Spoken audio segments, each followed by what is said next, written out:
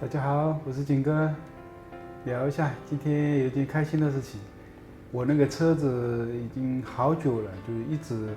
有异响，就是底盘发出来的那种嘎吱嘎吱嘎吱响，特别的响，就是那个胶套老化了，毕竟11年了，是吧？那些橡胶件都老化了。然后去年的时候，我去一家店里去保养，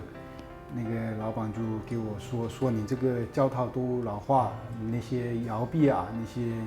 三角臂啊，都应该要换了。然后他给我报了一个价，2000多，哦，我立马就拒绝了啊，太贵了，因为是吧，2000多完全超出我的预算了。然后今年越来越厉害，那个吱声是越来越响。然后我昨天开到一家修理店，师傅把我这个车举起来看了一下，他说你只要换那个两条非常小的那个平衡杆，然后再换2个橡胶件就可以了，应该能解决问题。然后昨天马上就去网上买了把配件买过来，总共才花了120块钱不到。然后今天给我装上去了，装上去是真的是一点异响都没有了，然后还是跟新买的一模一样那个感觉。然后那个师傅也非常专业，他拆的时候做了记号，我没有做那4轮定位，开起来也是非常稳，做的非常好啊，然后又便宜。总共工时费才100块钱，就是说200多块钱就解决了这个问题啊，而不是去年那个店里说的2000多，啊，足足省了1000多，啊，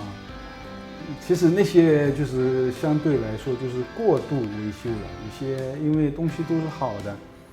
然后他想把那些好的都已经给它换掉，然后他可以多挣点钱嘛，啊，这些。是吧？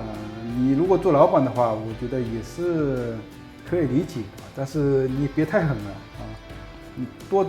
挣点，我觉得也是合理的，我能接受。但是你这个太狠了，那老板真的那个太狠了，是吧？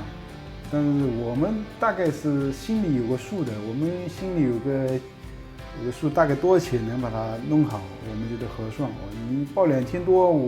我考虑都不考虑，是吧？你如果报个700-800，我没准当时就在你那里修了，没想到200块钱就解决了。就是说一定要找一个靠谱的、专业的一个修理店啊，他会给你一个非常合理的一个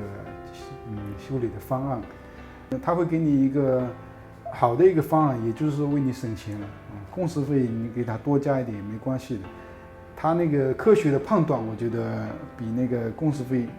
更重要。你那些不专业的人，他说这个不好，那个不好，你都得换，是吧？其实我那些东西都是好的，啊，就是都是一种浪费。好，今天就聊到这里，拜拜。